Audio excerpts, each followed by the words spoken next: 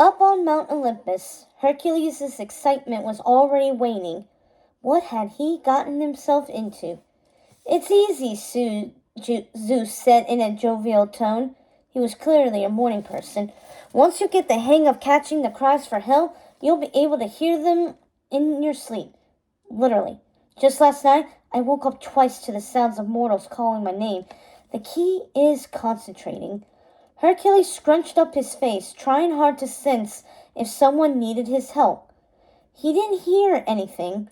Did the people below even know he held a place among the gods on Mount Olympus? Last he'd seen them, he was still a mortal. And yes, he'd been on a roll, defeating monsters after monster. But was anyone going to call on him for God stuff?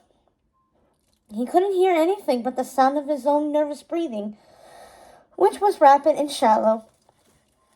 Concentrate, he told himself, closing his eyes and listening. But the only sounds that came were those of a nearby waterfall. "Father, I don't hear anything. Sometimes it takes a bit of time.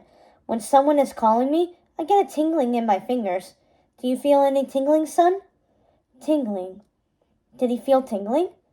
He didn't think so. Hercules shook his head. "Really steady your breath. Then you should feel the humans. Or perhaps you can actually see them." Zeus touched the cloud he was standing on and parted it, staring down at the tiny world below. "Ah, there's Georgios, standing over his farmland, asking me to bless it so that he has a fruitful harvest. See him, son? Right there." Hercules looked down, squinting to visualize something so far away. He saw the tops of trees, a few mountains, but nothing smaller. He looked harder, and maybe, just maybe, he thought he saw the outline of a donkey and a man in a hat. The image was gone in a flash. "I think I did for a second." "That's good!" Zeus clapped him on the back, the larger god's strength knocking Hercules on a different cloud. "And oh, look! That fellow over there is calling for you." "Me?" Hercules, excited, attempted to part his own cloud. The cloud wouldn't separate. "Where? Who? What does he want?" Zeus laughed. "Let's see if you can figure it out on your own. Start again from the top. Take a deep breath and poof! Hermes appeared. "My lord, Hades has been spotted topside again." "He what?" Zeus's whole body turned red, and storm clouds rolled in behind him. A clap of thunder made the ground shake. "I'll be right back. Work with your mother, son. She'll tell you what to do."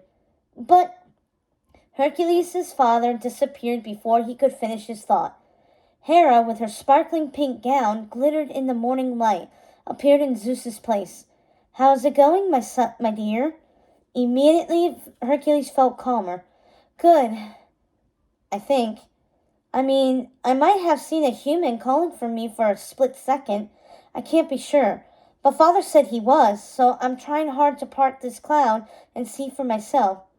Hera touched the cloud with her pointer finger, and a hole appeared. "Ah, yes, young Perseus. I believe he's fighting one of the Gorgons today." She smiled at Hercules. "He could use a hero's blessing." "Blessing? But I can't even see him, let alone bless him." Hercules is lamented, trying again to catch a glimpse of what was happening on Earth. Hera reached out to touch her son's arm. "Here's my advice. Picture yourself in a young hero's shoes. What do they need? How can you guide them? A single blessing can work for more than one hero on a journey."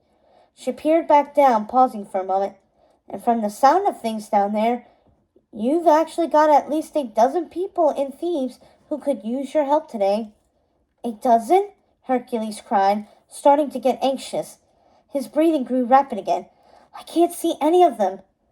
"Perhaps you're worrying too much." His mother's voice was gentle. "I want you to take a deep breath. Close your eyes. Forget about me and everything around you. Now breathe in and out." "In and out," Hera repeated. That's what his father had said too.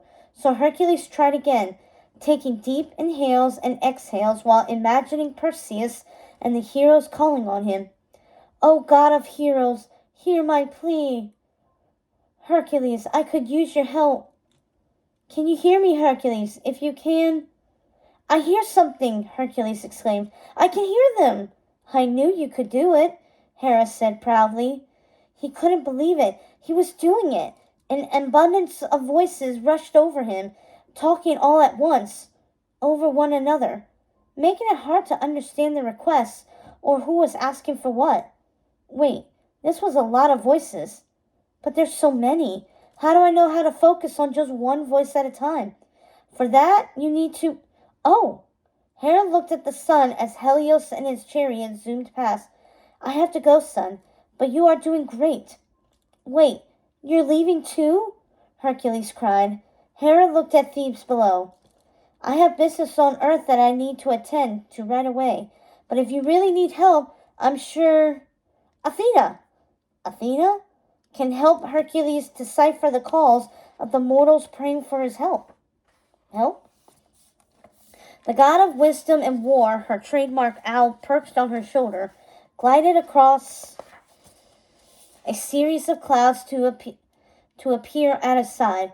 Her expression was unreadable, the glow of her skin bright blue. I am pretty busy today. Another one of my statues has gone missing in Thebes.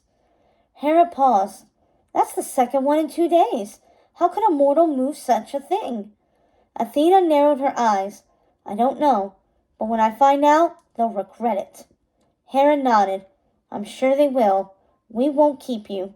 I was just hoping you could advise Hercules for a moment before you go. Thank you. And then his mother, too, disappeared. What do you need? Athena said plainly. Hercules swallowed hard. Athena was an intimidating presence, even when she wasn't in a rush. I was hoping you could explain how to know which voice goes with which mortal. You separate the voices like this. Athena pushed a nearby cloud aside and divided it into a dozen smaller clouds. See? Concentrate. Hercules peered over at the clouds, and this time they slowly became more translucent, like mist. Not only could he see small figures below, but he could hear them. The closer he got to one cloud, the better he could hear which voice belonged to which. Yes, he said excitedly. I think I see what you mean. But once I know who is who, how do I decide who to help first? Do I help them all or... Hold on. Athena listened intently to something in the distance. Her small owl hooted. I have to go, she disappeared, before Hercules could stop her. The new god hung his head. This wasn't going very well. Every god on Mount Olympus was too busy with their own charges to help him learn how to care for his. He needed guidance, and fast. But from whom? Phil? Then Hercules quickly remembered.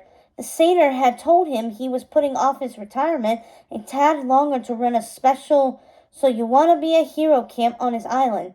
Hundreds of kids signed up, Phil had told him. Got to strike while the iron is hot, and Phil is hotter than the underworld at the moment. He couldn't interrupt Phil in the middle of training a bunch of newbies. He'd have to figure things out on his own.